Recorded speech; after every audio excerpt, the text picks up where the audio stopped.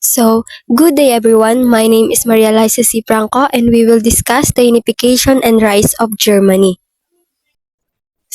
Nationalism in Central and Eastern Europe. Nationalism play a key role in events in Central and Eastern Europe between 1848 and 1914. First, let's talk what is nationalism. Imagine a group of people who share the same language, culture, and history. They feel strong connection to their homeland and they want to be independent from other countries. This feeling is called nationalism. In the 1800s and early 1900s, many people in Central and Eastern Europe felt this way. They want to form their own countries based on their shared identity. This led to a lot of political unrest and change in the region. Prussian into Germany. The modern state of Germany emerged from the Prussian Confederation of smaller states. The common German language and ethnic background united them. In 1848, all Prussian states revolted, demanding free press, limited monarchy, and unification of Germany. The Prussian state rebelled to their rulers because around 1848, people in this smaller Prussian state were not happy with their rulers.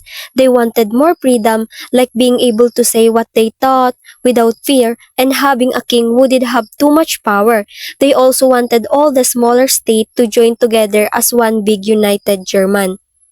Let's talk about Otto von Bismarck.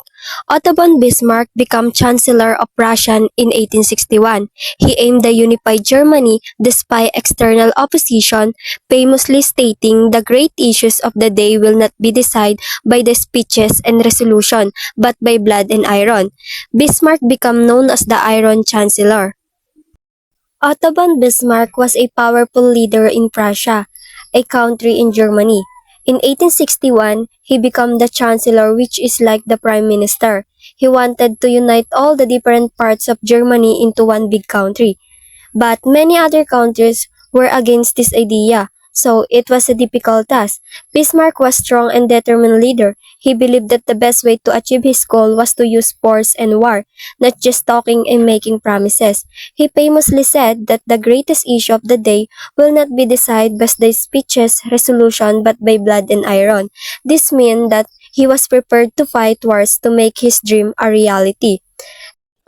Wars to unite Germany. These three wars were established and led by Otto von Bismarck, the Prime Minister of Prussia. His goals was to unite the German state under Prussian leadership. The first war is the Danish War. In 1864, Prussia and Austria joined forces to fight Denmark. They wanted to control two areas, which were part of Denmark but had many German-speaking people. Prussia and Austria won the war and took these areas from Denmark. 2 years later, in 1866, Prussia turned against Austria, who had been its ally. They fought a quick war that lasted only 7 weeks. Prussia won, which allowed it to take control of the northern German state. Austria was no longer involved in German affairs, making Prussia the strongest power in the region. The last step in unifying Germany was the Franco-Prussian War. Prussia fought a defeated France in 1870 to 1871. After losing France, had to pay a lot of money to Prussia and give up two important areas. This victory led to the official unification of Germany with Prussia as the leading state. The next slide is the Second Reich. The new German Empire, known as the Second Reich, was a federal union of 25 states, but political power was centralized with Chancellor Bismarck. He managed to keep the empire united through diplomatic skill and reforms. After Bismarck, Kaiser William II expanded Germany into less commercially, colonially, and military. The Second Reich was created in 1871 after several wars, and unification led by a leader, Otto von Bismarck. He was very skilled in bringing different regions together, and also Bismarck served as the chancellor, which is like the head of the government. Although there were many states of the power was held him, he used smart strategy and reforms to keep everything running smoothly.